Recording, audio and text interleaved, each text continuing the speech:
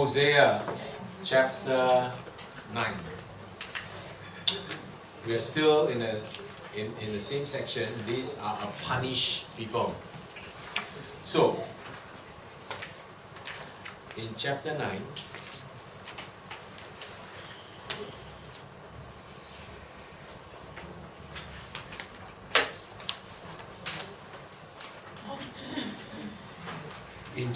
we will see 5 things that were very wrong in Israel in the sight of God.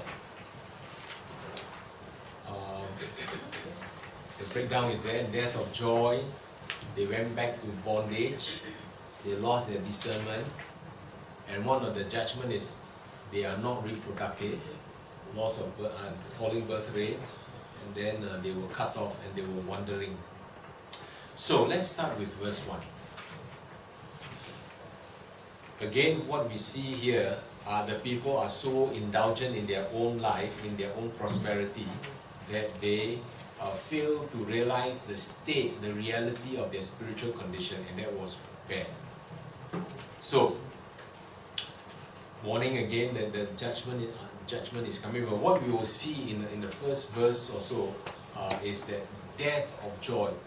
There will be no joy in Israel. Do not rejoice, O Israel, with joy like other peoples. Peoples, that means people of other nations. For you have played the harlot against your God. You have made love for hire on every threshing floor. So this is the adulterous nature or the adulterous behavior of the people of northern Israel. Like Gomer was adulterous, unfaithful to HOSEA. This is Israel being unfaithful. They were playing the harlot, the prostitute, and selling themselves. And so, the threshing floor and the wine press shall not feed them. The threshing floor and the wine press they are important. They are important to the people of Israel, because that is like their factory. Because they bring in the grapes, they bring in all this, or the wheat and so on. They go to the threshing floor to thresh. Then they can separate the wheat from the husk and so on, right? So without that, then what good is their harvest? But they were selling themselves, making whatever, hire themselves out on the threshing floor. And the wine press shall not feed them. So, because the wine press will not produce the wine, you're not using it for the right reason, so you will not be fed. There will be scarcity. And the new wine shall fail in her. So whatever harvest they collected in the new season, one thing, the new wine to bless them, they shall fail. They shall fail. So what we see is, even though they were prospering, but now we see they are going to be suffering. There will be loss of joy, and even as they sin more, they will be enjoying less. No wine, no food, no nothing. Scarcity. Verse 3. Still on judgment. They will be going back to the days like they were in Egypt. It is called bondage. So they shall not dwell in the Lord's land, which is the land of Canaan. But Ephraim shall return to Egypt, which I explained to you, not physically, but just an analogy. And shall eat unclean things in Assyria. So you see, so they shall return to Egypt, but not that they are going there. In fact, they will be going up to Assyria, and in Assyria they will be eating unclean things. In Israel, the clean things are called kosher. Unclean things are non-kosher. Non-kosher, that means things that are not allowed or were not permitted under the Mosaic law. God gave them cannot eat pig, cannot eat fish, seafood without scales, that kind of thing. So, and they shall eat unclean things in Assyria. They shall not offer wine offerings to the Lord, nor shall their sacrifices be pleasing to him. It shall be like bread of mourners to them. All who eat it shall be defiled, for their bread shall be for their own life. It shall not come into the house of the Lord. So, up in captivity, up in the northern captivity, there will be no place of worship for them. You think the Syrian kings are going to build temples for them to worship God, give offering? No, they won't. So they'll be eating unclean food, that's one. Secondly, they will not be offering wine. There'll be no opportunities for them to bring offerings to worship God freely in a foreign land. And what about bread? The bread is like bread to lack of food, and they are suffering, so they're eating it like not with joy, but with sadness. And all who eat it shall be defiled. Their bread is for their own life. It shall not come into the house of the Lord. It's only for sustenance, to survive. But it's not like they bring it to the house of the Lord. Even if they want to bring it to the house of the Lord, where is the house of the Lord in Assyria? Don't have. Okay? So it is a very sad state of affairs. And God said, what will you do in the appointed day and in the day of the feast of the Lord? Now, we all know by now, there are 7 appointed feasts every year for the Jews to celebrate. 7. But over the years, they added a few other things and so on. But 7 years, 7 feasts. Of the 7 feasts, 3 of them, the men must go to Jerusalem, right? So even though you are in the northern kingdom or wherever, you must go down to Jerusalem and worship, bring a sacrifice and worship God. And that is the Passover, the Pentecost, and the Tabernacles, the 3 feasts. So God is saying, now, you are up there now in Assyria. What will you do in the appointed day? And in the day of the feast of the Lord, what can you do? You can't take leave, apply for leave from the Assyrian king. Can I go? I promise I come back in 1 month's time. No, you can't. For indeed they are gone because of destruction. God destroyed them? No, it's their own self-destruction. They brought it upon themselves. For indeed they are gone because of destruction. Egypt will gather them up. Memphis shall bury them. Metals shall possess their valuables of silver. Thorns shall be in their tents. Do I have a map for you? Okay. Now, Egypt shall gather them up. Egypt is where? In the south. Okay. So if you look at this picture, I don't have Egypt here. But it is here lah, below. Okay. Very much below. Maybe there's another map.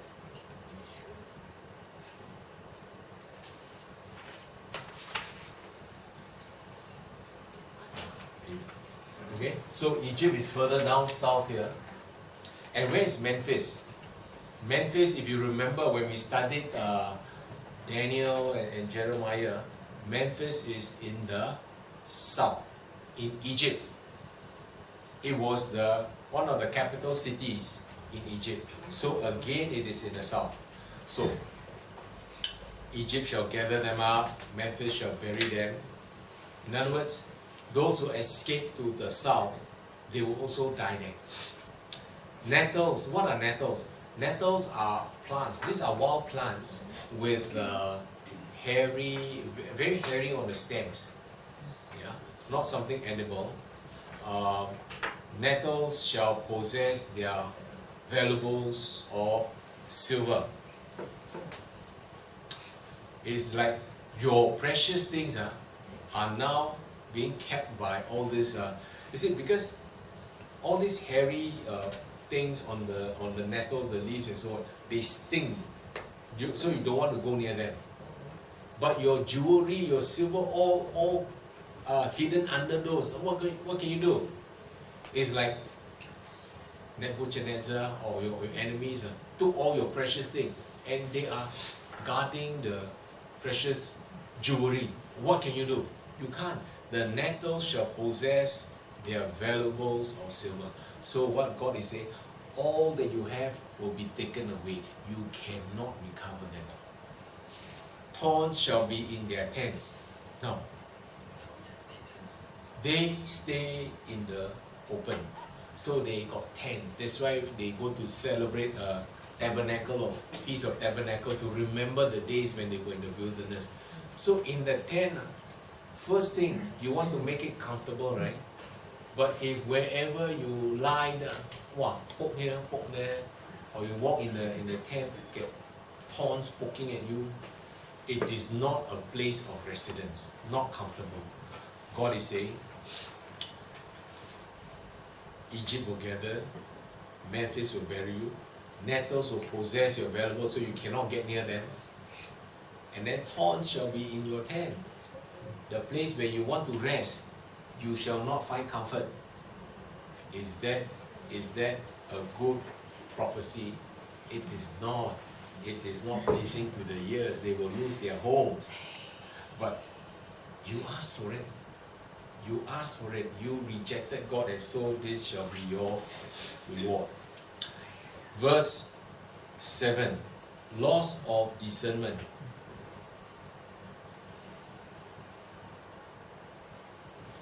So, after bondage, now they loss of discernment. So they lose touch with the things of God. The days of punishment have come. The days of recompense have come. That means God is here to settle his scores with you. The days of recompense have come. Israel knows the prophet is a fool. The spiritual man is insane because of the greatness of your iniquity and great enmity. Now, let me explain. How did the people consider prophets? How do they consider people like HOSEA, men of God? They think they are mad. They think they are insane. They think they are fools. They disregarded the things of God. They have lost the discernment. Discernment is to be able to tell between right and wrong, good and evil, godly, ungodly, righteous, unrighteousness. But here comes the godly man giving godly advice from God, warning you, but you say he is a fool. That's what it means. Okay? So let's read this again. Israel knows. Okay? They should know. But to them, they consider the prophet is a fool. The prophet is a fool. The spiritual man is insane because of the greatness of your iniquity and great enmity. So what is blocking you from knowing the things of God? What is blocking you from knowing God? Sin is in the way. And enmity. And either you are friends or you're enemy with God. When you turn away from him, you are his enemy. So what is separating? Your sin has made you an enemy of God. And this separation has caused you to lose your discernment. So even when God sends the prophet, you say he's a fool. You say the spiritual man is insane. Yeah, we have experience of, we go and share with people, hey, religion don't talk. Okay? I studied enough, I know this, I know that. Don't talk to me about Christianity, don't talk to me about God. They don't think someone is greater than them. They think that they know everything. So, verse 8. The watchman of Ephraim is with my God. Now, this verse is referring to who? HOSEA. Who is the watchman of Ephraim? Who has been sent to watch over Ephraim? Who has been sent to warn Ephraim? That means the northern kingdom. It was HOSEA. the watchman, HOSEA, the watchman of Ephraim is with my God. So HOSEA is not saying I am with my God. He said the watchman, referring to myself, of Ephraim is with my God. I am with my God. My God sent me. But the people, what do they consider? But to the people, the prophet is a fowler's snare in all his ways, enmity in the house of his God. Now what is fowler's snare? A fowler is a bird catcher. A bird catcher or bird trapper will use traps to catch birds. So that's a fowl. Fowl is bird. So fowler, snare. So this prophet is a trapper. This prophet is like he wants to catch bird, now he's trying to catch us. That's how they consider the man of God. And there is enmity in the house of his God. They consider HOSEA, the watchman, an enemy of theirs. But actually they are enemies of God. They are deeply corrupted as in the days of Gibeah. He will remember their iniquity. He will punish their sins. Now, if you go to Judges chapter 19 and 20, we don't have time to go through that. If you go back to Judges chapter 19 and 20, the people of Gibeah, which are from the tribe of Benjamin, they did very unkind things, evil things towards a Levite. They were evil, they were bad towards a Levite. Okay? And in the process, a lady died, yeah, and then she was cut into pieces, and the pieces were sent to each and every tribe. And the other tribes of Israel got so angry that the people of Benjamin would be so cruel that they all came to attack the tribe of Benjamin. But for God's mercy, if not, the whole tribe of Benjamin would have been eliminated. But some remained. And then they were intermarried, so that the tribe of Benjamin will survive. Until today, yes. Yeah. But it was because the people of Benjamin were so cruel in their intention towards a Levite that somebody was abused, a lady was abused, and she died, and so on. So God punished his own people and almost wiped out the whole tribe of Benjamin. Will God not do the same to the people of northern kingdom? You follow me? So God brought them out so that they remember. You remember? God is saying, you remember? I almost wiped out the tribe of Benjamin because they were cruel. They were brutal. I can also wipe you out, the northern kingdom. That's what they're saying. These people have lost their discernment. They're so corrupted as in the days of Gibeah. God said he will remember their iniquity. He will punish their sins. So go back and read Judges chapter 19 and 20. I found Israel, verse 10, like grapes in the wilderness. Now, do you get grapes in the wilderness? No, right? But God found you. You were in the wilderness. God found you. I saw your fathers as the first fruits on the fig tree in the first season. Now, from the little I know, in the first season, you may not get fruits on the fig tree, but God saw your fathers as the first fruits on the fig tree in its first season. It's so unexpected discovery, but God searched them out, and God chose Abraham, called him out from the land of Ur. God chose them. God found them.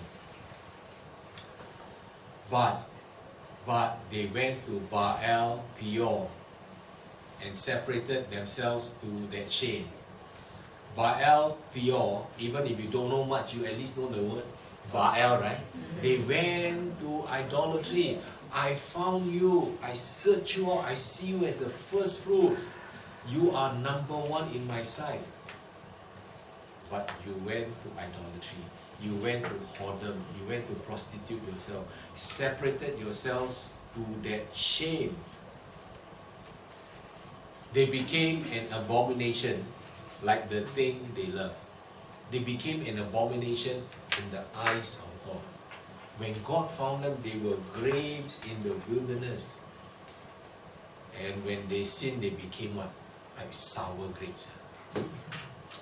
Okay, anyway, verse 11. As for Ephraim, their glory shall fly away like a bird. No birth, verse 11, you look up, falling birth rate. No birth, no pregnancy, no conception. Now, is that a blessing or a curse? I tell you, anywhere in the world, in history, throughout history, what they want is children, reproduction, so that they can carry on to the next generation. Of course, they desire male more than female. I don't know why, okay, but God is saying, Ephraim, your glory shall fly away like a bird. Okay? No birth, no pregnancy, no conception. That is terrible judgment.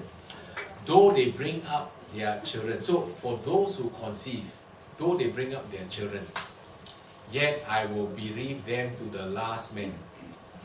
You know what is bereave? Bereave is like you go Lavender Street, bereavement, tong tong chang, you attend the wake. That means they die and then you go and share in the condolences, and so that's bereavement. Somebody dies in the family. Yet I will bereave them to the last man. There will be no one left standing. All will die. All your children will die.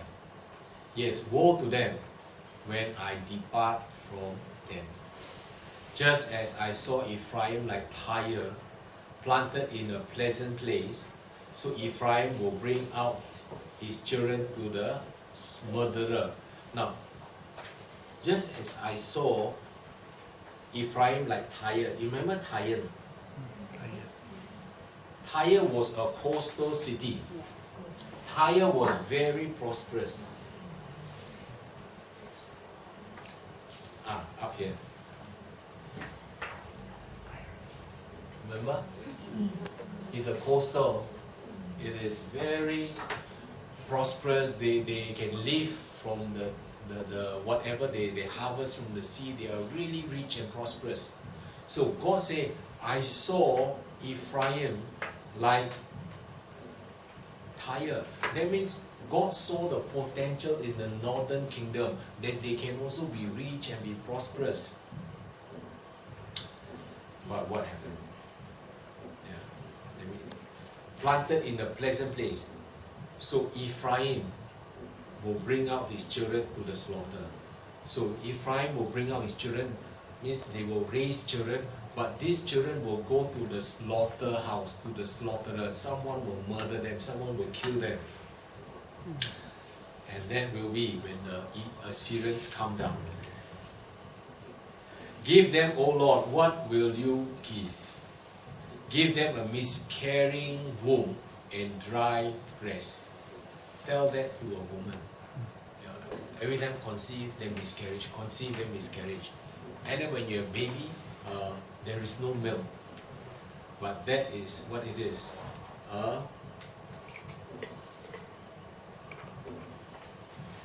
Falling birth rate. That is the opposite of fruitfulness. And the irony is, they go and worship Baal. Remember, Baal is the god of fertility. And they will do all the sexual prostitution, idolatry, so as to get the god of Baal to give them fertility in the ground, so that the soil will be fertile and they will get harvest. And also for fertility in the womb, so that they can reproduce children. But what they are getting is no baby, which is opposite of what they prayed for towards Baal. Their land also, they have famine, also opposite of what they were praying for. So their God can't help them. Next, verse 15. All their wickedness in Gilgal, for there I hated them. Gilgal is there. Gilgal, above the Dead Sea. All their wickedness is in Gilgal. for there I hated them. Because of the evil of their deeds, I will drive them from my house. I will love them no more. All their princes are rebellious. Ephraim is stricken, their root is dried up, fruitless. They shall bear no fruit. Yes, were they to bear children, I will kill the darlings of their womb. My God will cast them away because they did not obey him, and they shall be wanderers among the nations. Because of disobedience, they shall be wanderers among the nations. And until today, some are still wandering. Okay? Wandering. W-O-N-D-E-R, wandering. Why God allowed all this to come upon them? But others are wandering because, as I mentioned earlier, they are scattered. Yeah, they were scattered in the Assyrian captive exile. They were scattered in the Babylonian exile. But today you go to Europe, all over, and some other nations in the world, you also will find Jews. Even in South America, you find Jews. They are scattered. But one day, the Lord will bring them back. They will come back. But the original reason why they were scattered in the first place, instead of staying in the land of promise, is because of disobedience. Okay? So we learn even from this couple of chapters which we studied today. So Lord, we thank you once again for your wonderful word, recorded and preserved all these years for our edification. Lord, if there is anything we learned this morning, is to obey, and that is most pleasing to you. That our response to all that you have given to us, all that you have spoken to us, all that you instructed us, is to obey. So I pray that we, your disciples, shall do just that for your glory. In Jesus' name. Amen. Amen. Thank you.